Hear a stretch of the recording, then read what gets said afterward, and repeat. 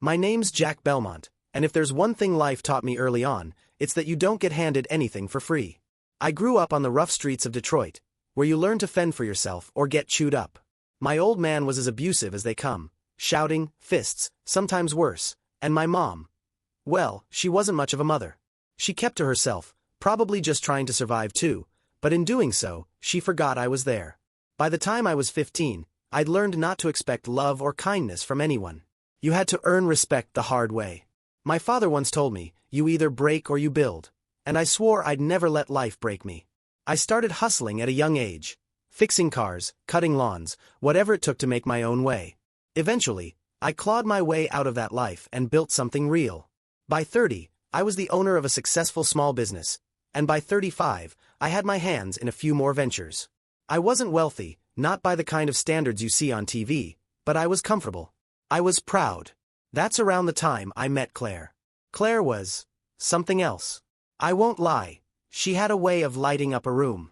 The kind of woman who draws everyone in without even trying. She was beautiful, sure. Sharp green eyes and a laugh that could shake you out of the worst mood, but it was more than that. She had ambition. A spark. I liked that about her. She talked about big dreams, a future full of travel, dinners at high-end restaurants, and people who mattered. She wanted the kind of life I never had, and for a while, I believed I could give that to her. The first few years were golden. We were one of those couples you see in movies. Always laughing, always together. Claire had a way of making me feel like the center of her world, and after years of feeling like nobody, that meant everything to me. I wanted to give her everything. The house, the nice cars, the vacations. So I worked. I worked harder than I ever had before. Maybe that's where I messed up. I thought I was building our future, but Claire saw things differently. Over time, her ambitions started to change. She got swept up in a world I never fully fit into. Fancy events, expensive dinners with people I couldn't stand, friends who looked at me like I was some relic of a past she'd outgrown. Claire thrived in those circles. She'd come home late after a night out with her friends, all dolled up, smelling of perfume and expensive wine, barely acknowledging me as she kicked off her heels. If I dared to ask where she'd been, she'd roll her eyes and sigh like I was a burden. You don't understand, Jack. I can't sit around waiting for you to come home late every night, she'd say. I need more. More. That word always stung. Like what I gave wasn't enough. Like I wasn't enough. I tried harder. I started taking her out to nice places, places where I felt out of place in my worn dress shoes and simple suit. I bought her things she wanted, a designer bag here, a trip to New York there. Anything to remind her that I was still that man she fell in love with. But no matter what I did, it felt like she was slipping further and further away. Still, I stayed. I loved her. I married Claire because I believed we'd grow old together, through the good and bad. I thought maybe this was just a rough patch, something all couples went through. I figured if I worked a little harder, gave a little more, she'd come back to me. Then came that trip to Miami. She called it a girl's vacation, some much-needed time away with her friends. I remember her packing, tiny dresses, too many bikinis, and laughing when I joked about her looking like a single woman. Relax, Jack, she said, kissing me on the cheek. I just need a break. Don't wait up for me. I didn't think much of it then. I trusted her. Or maybe I was just too exhausted to question it. I had my own trip coming up, a business deal that could change everything for us, so I focused on that while she was gone. I had no idea my life was about to fall apart. The house felt emptier while Claire was away.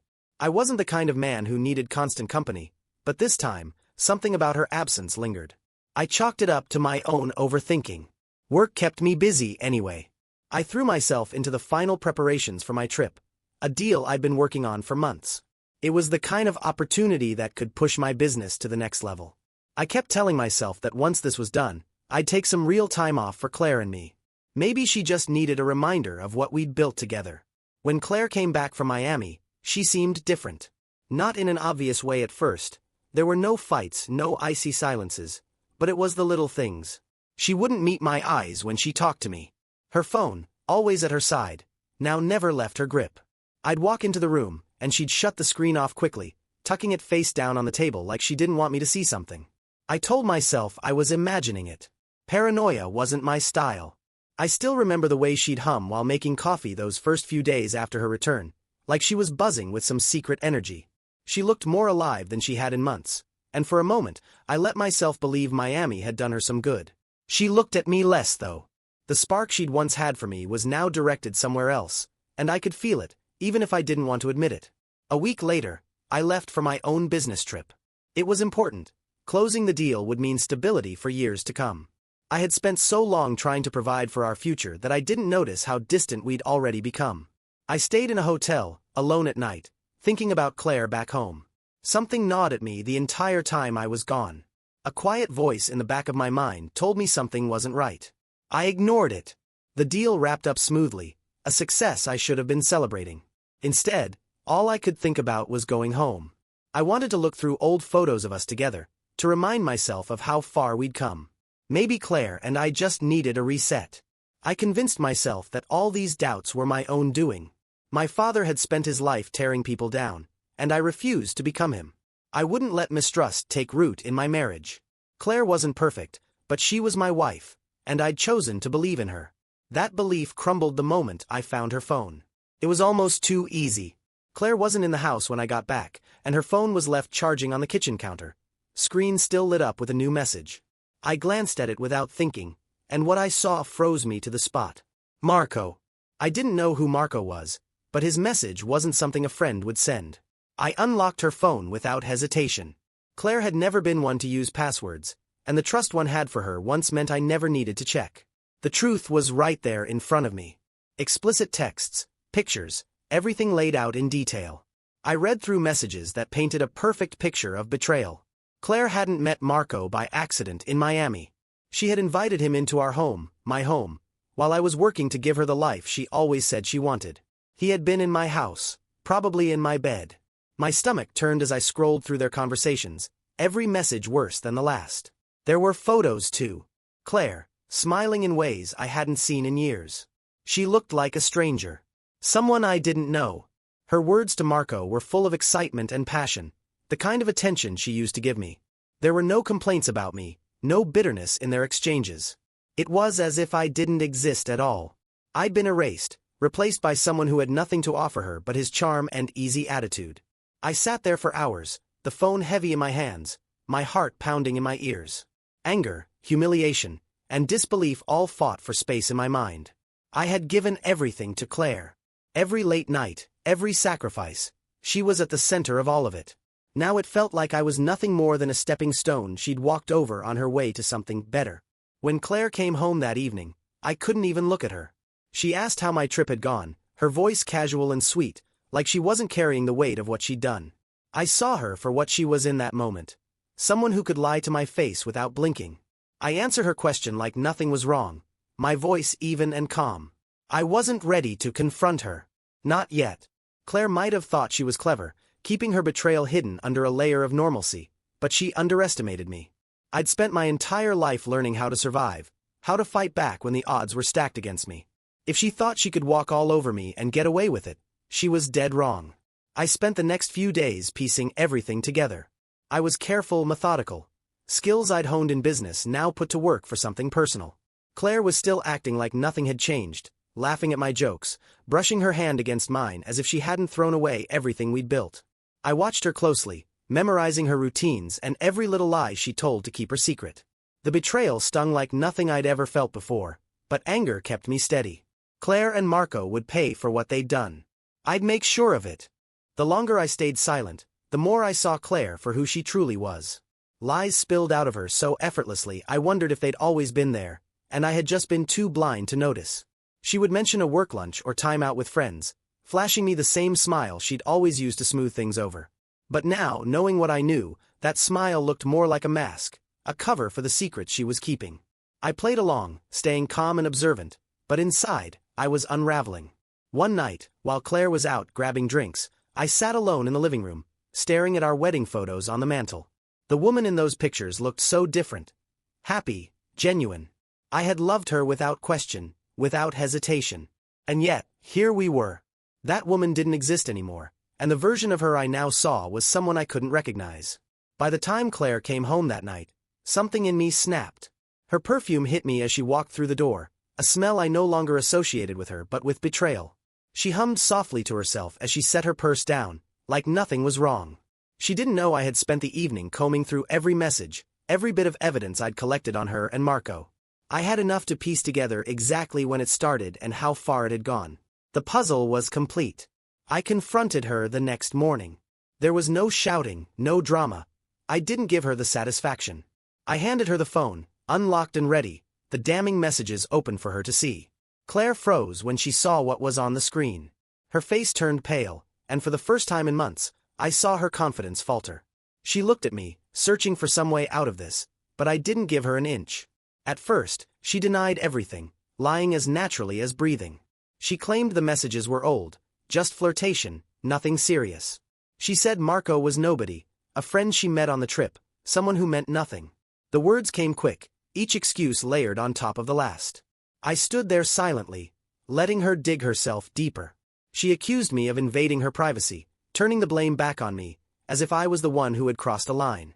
But when I didn't respond, when I just stared at her with the kind of quiet rage she'd never seen from me before, the truth finally broke through. Her voice trembled as she admitted it, like saying it out loud would make it real. Claire tried to justify herself, saying she felt lonely, neglected, that I had buried myself in work and left her behind. She spun it like it was my fault she'd betrayed me, as if everything I had done to provide for us was the problem. It was almost laughable. What struck me the most wasn't just the betrayal but how little remorse she showed. There were no tears, no real apologies, just excuses. She looked at me like I was an obstacle she needed to overcome, a man who no longer fit into the version of her life she wanted. Every word she said added fuel to the fire burning inside me. I had sacrificed so much for Claire, trusted her, loved her, and in return, she had chosen a stranger over the life we had built. I walked away from her that day without another word. I didn't trust myself to speak. My anger wasn't loud, it was cold and deliberate, the kind of anger that settles deep in your bones. Claire didn't know it yet, but I was done being her fool. Her lies and betrayal wouldn't just disappear into thin air. She thought she could throw me aside and move on, but I wasn't the type to let something like this go unanswered. That night, as Claire slept upstairs, I sat in my office, staring at the evidence I had gathered. The pictures, the messages, it was all there, clear as day. I thought about Marco, some two-bit waiter with a grin and a smooth line, a man who had walked into my house, taken my wife, and acted like he could get away with it.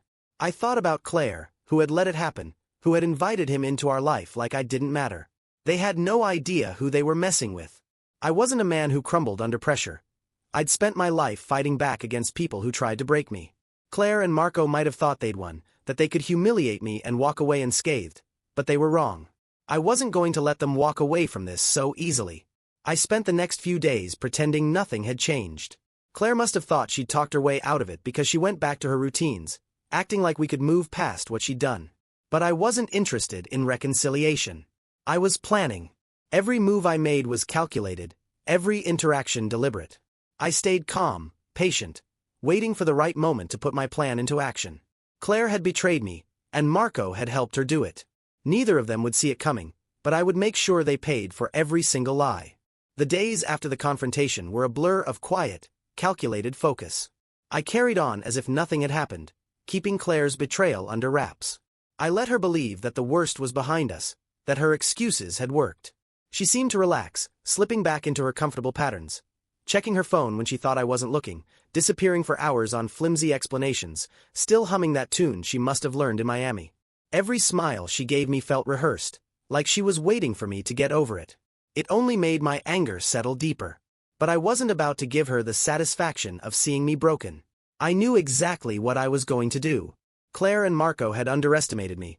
Both of them were riding high on their little fantasy, thinking I was too oblivious or too weak to fight back. They had no idea who they were dealing with. The first step was information. I spent the next week hacking into Claire's phone. She wasn't exactly tech-savvy, and I knew enough about security to get what I needed. It was almost too easy. Access to her messages, her social media, even her photos. Every word she had sent to Marco, every detail of their affair, was now mine to use as I saw fit. I catalogued it all carefully. Screenshots of conversations where she praised Marco for his free spirit, pictures she had sent him that made my stomach turn, plans they'd made to meet while I was out working late. The evidence was overwhelming, like a slap in the face every time I read it. But I didn't stop there. I started tracking Marco. He was easy to find. Claire had been careless, dropping enough details about him that a quick search through social media revealed his workplace, his friends, even the streets he lived on. He was just a waiter at some upscale restaurant downtown, the kind of place Claire would love to be seen in. I imagined her sitting there, laughing with him over wine, pretending she belonged to a life better than the one I'd given her. Once I knew where Marco worked, I dug deeper. Through my business contacts, I reached out to a few people who owed me favors, restaurant owners, managers, the types who had a lot of say over who got hired and who didn't. I learned everything there was to know about the high-end restaurant scene in our city, and I made sure Marco's name started to pop up in all the wrong ways. A disgruntled employee here, a bad tipper there. Word spreads fast in tight circles, and I had no problem helping it along. While Marco's career quietly began to collapse, I turned my attention back to Claire. She'd always been obsessed with appearances. She thrived on being admired and accepted by her friends and colleagues, playing the role of the successful wife married to a hard-working businessman. It was the foundation of her identity, and I was more than ready to shatter it. One night, as Claire slept upstairs, I sat in my office with her phone open on the desk. I sent the messages, every screenshot, every photo, to an anonymous email address I'd created. From there, I distributed it to the people she cared about most. Her friends, her colleagues, even her parents. Claire's parents were old-fashioned and conservative, the kind who valued reputation above all else. I imagined their faces as they scrolled through the messages, seeing their daughter for what she had become. The next morning, I acted normal. I kissed Claire on the forehead before heading to work, her smile as oblivious as ever. By the time she started receiving calls and texts, I was miles away, sitting in my office with a cup of coffee, watching the first cracks in her world form. The texts must have hit her hard. Her phone buzzed endlessly on the kitchen counter as I left the house. Friends asking if it was true, co-workers whispering about what they'd seen, her parents demanding an explanation. Claire was probably scrambling to explain herself, to spin some story about how it wasn't what it looked like, but I knew there was no way out for her. Later that day, when I came home, the house was quiet. Claire was sitting on the couch, her face pale and streaked with makeup she hadn't bothered to fix. Her phone sat abandoned on the coffee table, buzzing with calls she wasn't answering. I didn't say a word as I walked past her, heading upstairs. I could feel her eyes on me, searching for answers, but I gave her nothing. She had lied to me for months. Now she could sit in silence and wonder. Marco was next. With his name already starting to circulate in the wrong ways, I doubled down. I made calls to every restaurant I could think of, subtly dropping his name and hinting at his lack of professionalism. A liability, I called him. Not worth the trouble. In a business as competitive as his, word spreads like wildfire, and people listen. I didn't even have to do much, just a little push here and there, and soon enough, Marco's reputation started to crumble. He was losing shifts at his restaurant, his hours cut back without explanation. I imagined him sitting alone in his empty apartment, wondering where it had all gone wrong. He didn't know it yet, but his time was up. By the end of that week, Claire and Marco's little fantasy was falling apart piece by piece. Claire had lost the admiration of her friends, the respect of her family, and the carefully built image she'd spent years crafting. Marco, the carefree charmer, was being shut out of the one industry that gave him purpose. I wasn't done yet, not by a long shot, but I could feel the satisfaction building with every passing day. They had underestimated me, and that was their first mistake. I wasn't just going to let their betrayal fade into the background. They were going to feel every ounce of the humiliation and pain they'd caused me. The best part? They still had no idea what was coming next. Marco's downfall didn't happen overnight. It took careful planning and a quiet kind of patience, the same patience I'd used to build everything I had in life. I didn't just want to hurt him, I wanted to dismantle his world piece by piece, the way he had ripped apart mine without a second thought. People like Marco, with their cocky smiles and empty promises, think they're untouchable. They float through life charming their way out of every consequence. I was determined to be the wall he couldn't get past. By the second week, I heard from one of my contacts that Marco had already lost his regular shifts at the upscale restaurant where he worked. I wasn't surprised. In his line of work, reputation was everything. A couple of anonymous complaints about inappropriate behavior and laziness, backed up by fake customer reports I'd carefully written, were all it took. Management doesn't take chances in places like that. The last thing they want is some guy causing trouble with the wrong patron. But I wasn't done.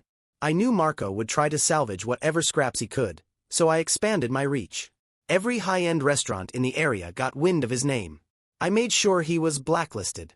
A few phone calls here, a suggestion there, nothing loud or obvious, but it was enough. Soon, Marco's job prospects dried up completely. No one wanted to take a risk on a waiter with a history. As for Claire, she started to unravel alongside him. Her phone barely stopped buzzing anymore. Friends demanding explanations, her parents disgusted and hurt by what they'd seen. She stopped going out, stopped putting on that show of confidence she used to wear so easily. I'd catch her sitting on the couch for hours, staring at her phone like she was waiting for someone to swoop in and fix it all. She didn't know I was behind it, and for now, that was how I wanted it. Let her sit with the weight of it, wondering how everything had gone so wrong so quickly. One night, I dug deeper into Marco's personal life. He wasn't hard to track. His social media, which he'd once filled with pictures of himself grinning with customers or at the beach with friends, had gone quiet. I learned he lived alone in a small, dingy apartment across town. It was a far cry from the high life he pretended to live, and the irony wasn't lost on me. Claire had thrown away our marriage for this, a man who couldn't even keep his own life in order. A part of me almost pitied him. Almost. I decided to pay him a visit, though I had no intention of confronting him outright. Marco didn't deserve that much from me. Instead, I wanted to see him with my own eyes, to know that my plan was working. I parked down the street from his building late one night and watched as he stepped outside. He looked like a shell of the man I'd seen in Claire's pictures. The confidence was gone. His shoulders slumped as he walked, hands shoved in his pockets, his face shadowed with exhaustion. I thought about how different this must be for him. When he met Claire in Miami, he probably thought he'd won the lottery. A beautiful woman from a stable life, someone who'd make him feel like more than just a guy serving tables. He probably thought he could play the role of the charming rogue forever, that he could take something that wasn't his and face no consequences. He was learning otherwise now. I didn't stick around long that night. Watching him shuffle down the street, his head low, was enough. I didn't feel satisfaction yet, there was still work to do, but it reassured me that my plan was on track. Marco had no idea that I was behind everything happening to him. He probably blamed bad luck, the economy, maybe even Claire. That was fine with me. It didn't matter who he pointed the finger at, as long as he kept sinking. Meanwhile, Claire was starting to crack under the weight of everything. I overheard her on the phone with her parents one morning, her voice trembling as she tried to defend herself. She mentioned Marco once, just his name, and I could hear the shame in her tone. Her parents must have cut her off mid-sentence, because she hung up abruptly and sat on the edge of the bed for a long time, staring at the floor. I watched all of this silently, never saying a word. I wasn't ready to show my hand yet. Claire had spent months lying to me, laughing behind my back while I worked to give her everything she wanted. Now it was her turn to feel powerless, to feel like her life was slipping out of her control. The final piece of Marco's destruction came a week later. One of my business contacts had an opening for a kitchen assistant, a step down from waiting tables, but it was work. I made sure Marco heard about it through mutual connections, knowing he'd take the bait out of desperation. I didn't interfere with the interview itself. I wanted him to think, for just a moment, that things were turning around. That's what made it so much better when the offer fell through. I heard later that the manager had a change of heart, after someone warned him about Marco's unreliable character. I'd made sure of that. By then, Marco was completely cornered. No job. No prospects.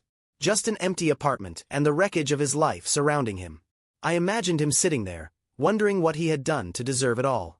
In his mind, he'd probably call himself unlucky, never realizing that his choices had led him here. He'd chosen to sleep with a married woman, to walk into another man's life and take what wasn't his. It didn't matter whether he saw it that way. Actions have consequences. Claire and Marco had both played a game they didn't understand. Now they were losing, and I was the one holding all the cards. Claire had always loved surprises, dinners at fancy restaurants, last-minute weekend getaways, anything that felt extravagant. She would light up at the idea of being whisked away, as if the whole world revolved around her.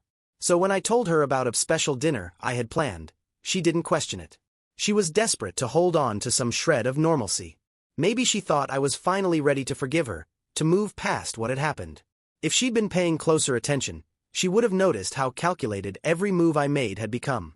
The dinner was set for Friday night, at one of the most upscale restaurants in the city. It was the kind of place Claire used to beg me to take her, back when she cared more about impressing strangers than enjoying our time together. This time, she didn't need to beg. I chose it deliberately, knowing its reputation for exclusivity and its impeccable service. It wasn't just about impressing Claire, it was about setting the stage.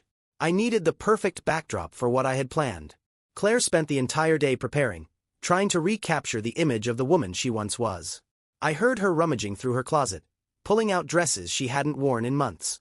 She was careful with her appearance that evening, as if it would make me forget everything she'd done. She came downstairs wearing a sleek black dress, the kind that used to make me stop and admire her. But now, all I saw was a woman who had thrown away our life for a man who couldn't hold a job. On the way to the restaurant, Claire chatted nervously, filling the silence with small talk. She asked about work, about my trip, about everything except the distance between us. I gave her short, clipped answers, keeping my focus on the road ahead. My calm demeanor must have put her at ease because by the time we pulled up to the restaurant, she was smiling like nothing had changed. Inside, the restaurant was buzzing with quiet conversations and the clinking of glasses. Dim lighting, polished silverware, and soft music created the kind of atmosphere Claire used to crave.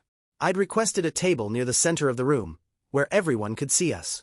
Claire seemed pleased by the attention as we sat down, brushing her hair over her shoulder and smiling at the servers.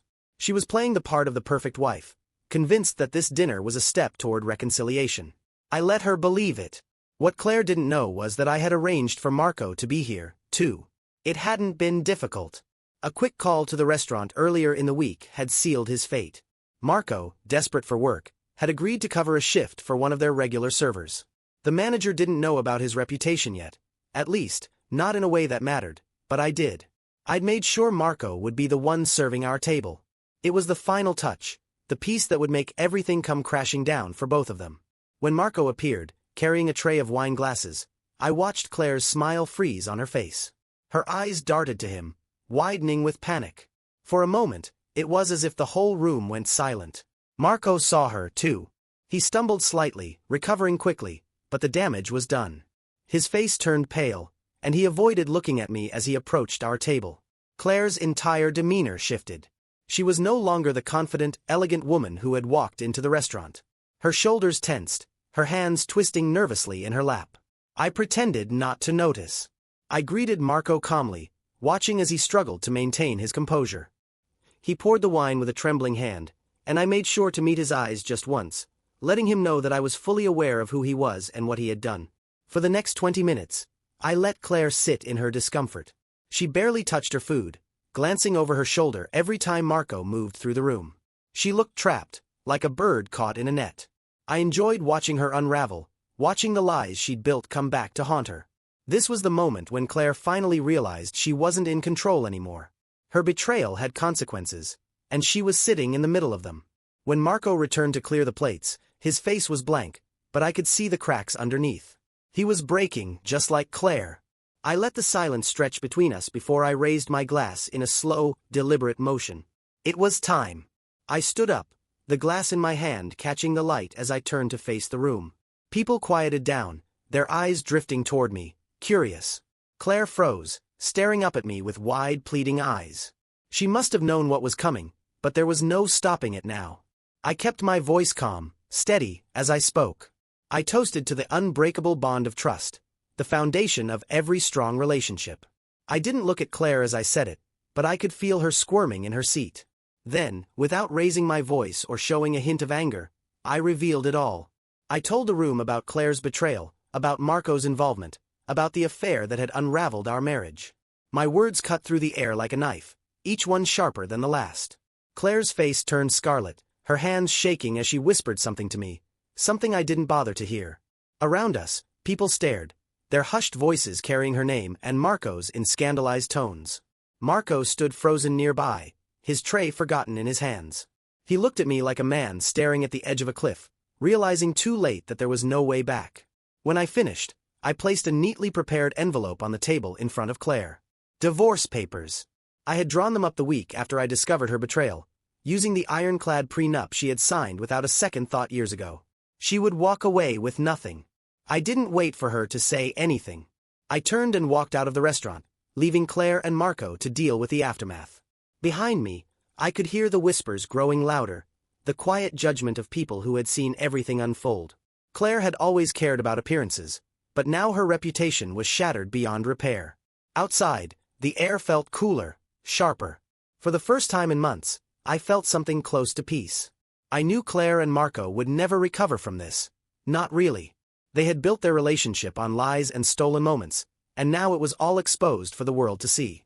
I drove home alone that night, leaving behind the wreckage of what had once been my marriage. Claire had taken everything good we'd built and thrown it away. But now, I had taken back my dignity. She and Marco could pick up the pieces if they wanted, but they would do it without me. The next chapter of my life was mine to write. The aftermath of that dinner spread like wildfire. I didn't have to do anything more. Claire and Marco's humiliation carried itself. The whispers and gasps from the restaurant that night had been enough to light the spark. Word traveled fast in the kind of circles Claire loved so much. The carefully constructed image she'd built, of a loving, devoted wife with a perfect life, crumbled to nothing within days. Claire had always prided herself on her connections. Friends, colleagues, people who looked up to her and invited her to events that made her feel important. Now, they turned their backs on her one by one. The evidence I had gathered and shared earlier had already caused damage, but my public toast sealed her fate. People didn't just hear about her affair, they saw her shame, sitting there red-faced and broken while Marco, the man she betrayed me for, stood a few feet away holding an empty tray like a fool. She couldn't deny it, couldn't explain it away. The truth was too clear. I didn't bother talking to her after that night. There was nothing left to say. She stayed quiet, almost ghost-like, as if walking on eggshells around me. I saw her checking her phone constantly, looking for sympathy that wasn't coming. A few days later, I overheard a conversation, one-sided, her voice trembling as she begged someone to believe her. It was her mother. I didn't hear the exact words, but Claire ended the call sobbing, burying her face in her hands at the kitchen table. Even her parents, who had always been so proud of their daughter's perfect life, wanted nothing to do with her now. Marco wasn't faring any better. From what I gathered, he had lost his job entirely. His manager at the restaurant found out the full story and fired him. No second chances. It didn't take much to make him unhireable. No respectable restaurant wanted to take on a man with a reputation like his. His name was blacklisted across town, and whatever carefree charm he'd once relied on wasn't enough to save him now. I imagined him pacing in his empty apartment, his phone silent, his bills piling up. He was a man with nowhere to go and no one to blame but himself. I didn't check in on either of them. Didn't need to. People I knew started reaching out to me instead. A friend sent me a text about Marco being spotted looking disheveled at a local diner, the kind of place that paid cash under the table just to keep someone on staff. Someone else mentioned Claire skipping out on social events she'd once begged to attend, too ashamed to show her face in public. The people she had surrounded herself with, the ones she cared so much about impressing, had abandoned her completely. That was the thing about betrayal. People love a good scandal, but they love watching someone fall even more. At work, things went back to normal quickly. My business had always been a place where I could regain control when everything else felt chaotic. After the divorce papers were signed, and they were signed quickly, I focused on what I did best: building, growing, moving forward. Claire and I had no shared assets she could take from me, thanks to the prenup. She had nothing. The house was mine, the accounts untouched, my reputation intact. I didn't feel guilty about leaving her with so little. She had made her choices, and now she was living with the consequences. One afternoon, about a week after the dinner, I received a message from an old mutual friend of Claire's and mine. I didn't recognize the number at first, but the words were clear enough. "I don't know what Claire was thinking, Jack. You didn't deserve that. Everyone's talking about how you handled it. Good for you." It wasn't praise I was looking for, but there was something satisfying about knowing people had seen the truth. Claire and Marco had done everything in the dark, hiding behind lies and stolen moments, believing they were untouchable. Now they were exposed, dragged into the light for everyone to see. Claire must have sensed there was no way back because she finally moved out of the house. I didn't see her pack or hear her say goodbye. She was just gone one day. I found the keys she'd left on the kitchen counter, her wedding ring next to them. It didn't mean anything to me anymore.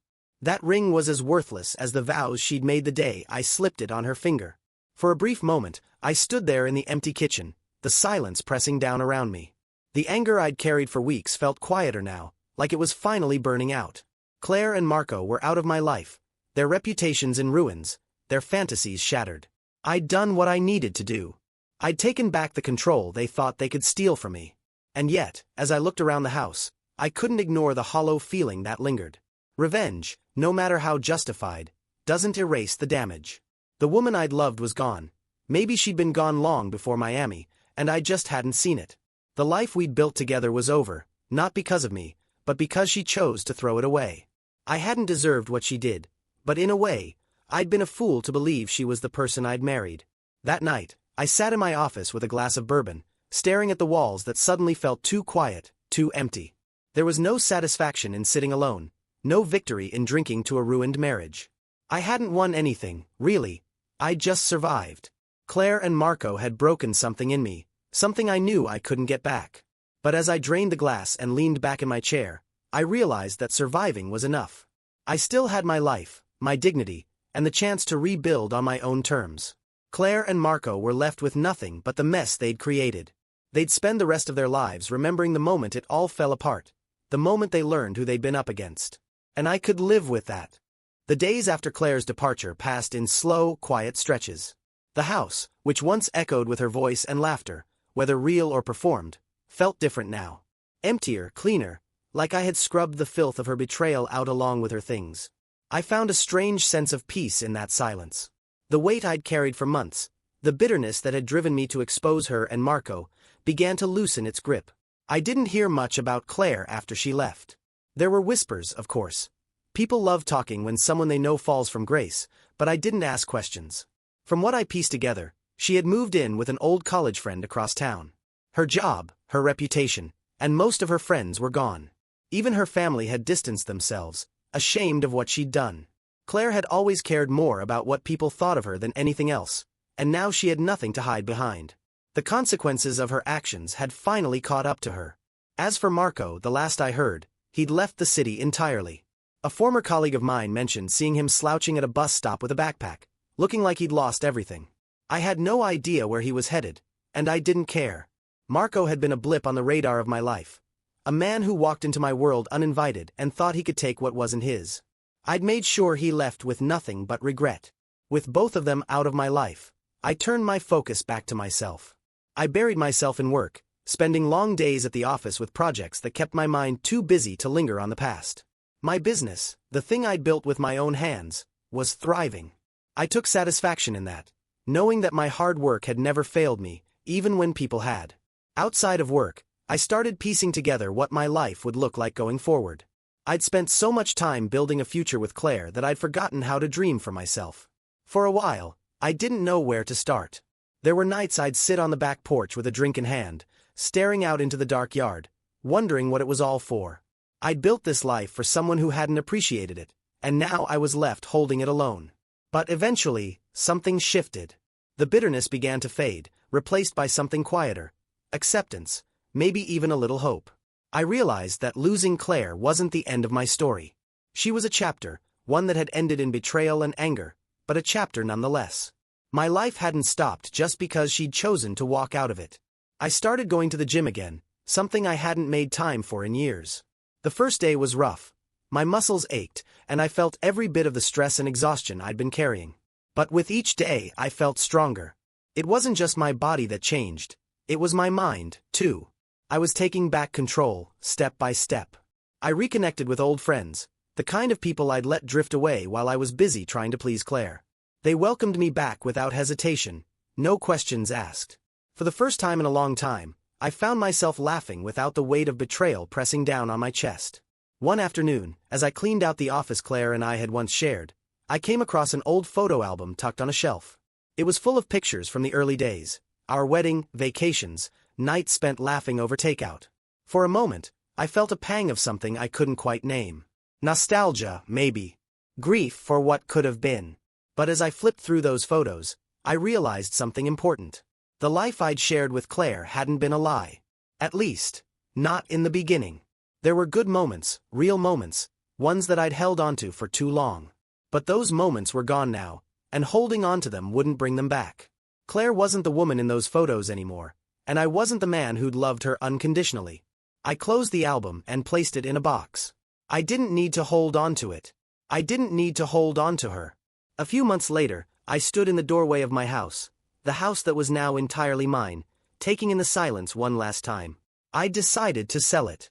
That house had been built with dreams of a future that no longer existed. Staying there felt like clinging to a ghost, and I was ready to let it go. I wanted a fresh start, something I could build on my own terms. On the day I handed over the keys, I didn't feel sadness or regret. I felt freedom. I rented a small place closer to the city, something simple and easy to manage. It wasn't much, but it felt like mine. I filled it with the things I loved: a worn leather chair for reading, photos of places I'd been, and plans for places I still wanted to see. I stopped thinking about Claire and Marco. Their betrayal had defined me for a while, but it didn't anymore. They were part of my past, nothing more. People say revenge is sweet, but they're wrong. Revenge is bitter. It's necessary sometimes, but it doesn't fill the emptiness left behind. What does? Moving forward. Rebuilding. Taking back your life one piece at a time. I don't know what became of Claire or Marco. Maybe they found new people to latch onto, or maybe they spent the rest of their lives haunted by what they'd done. Either way, it didn't matter to me. I'd made sure they felt the weight of their choices, but I didn't need to carry that weight with me anymore. As I sat in my new home that first night, the silence didn't feel so heavy. I leaned back in my chair, a glass of bourbon in hand, and let the quiet settle around me. My life wasn't perfect. Maybe it never would be, but it was mine again. And that was enough. For the first time in a long time, I felt like I could breathe.